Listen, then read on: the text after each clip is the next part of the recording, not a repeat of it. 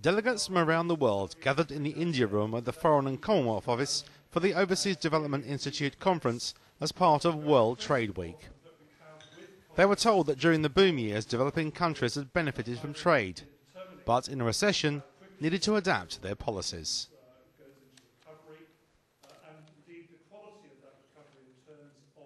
When times are good, we're all enjoying, but we all have to be able to accumulate something so that we can compensate for the times when things are not going so well. So this is the first area in which it's not purely trade policies, but economic policy in general, which will be reoriented, will affect the way countries will adopt trade. Despite countries saying they will have free trade internationally, they do things differently domestically. Sometimes governments have to buy time. Governments, after all, are driven by political means. They have to buy time. They have to have political stability. So they buy time by just pleasing their own constituencies first. International meetings, people say always the right thing. Back at home, they also say the right thing for their own domestic constituencies, electorates. So it's not always true that when people say the right thing internationally, that the peers will be watching or they watch. But back at home, they do the same thing. Same thing meaning that not always the same as they have committed themselves at the international level. And this is true. They were also told that it was important for there to be regional integration in Africa to help develop trade throughout the continent. What is missing and which we should be doing during this period of crisis is to build a consensus around a trade agenda, okay, in the sense that it's recognized, but it doesn't have the type of attention that it should have.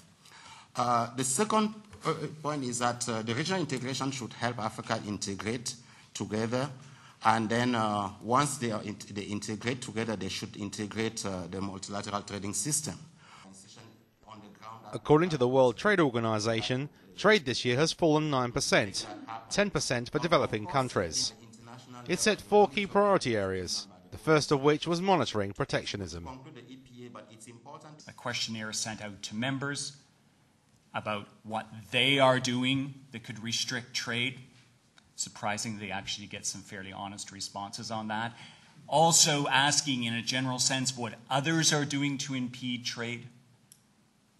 The list is calculated, tabulated, put in a fairly readable form, sent back to members for their comments, and then published.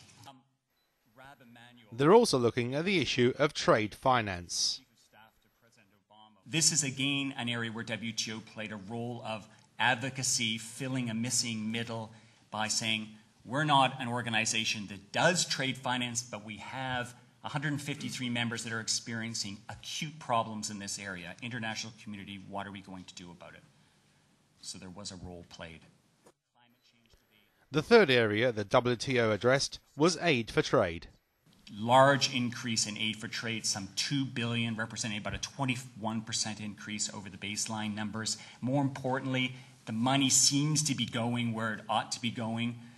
A little less to middle-income countries, a little bit more to low-income countries, a little bit less to Asia, a little bit more to sub-Saharan Africa, a little bit more towards building productive capacity, in other words, helping the private sector to actually get on its feet and get into export markets.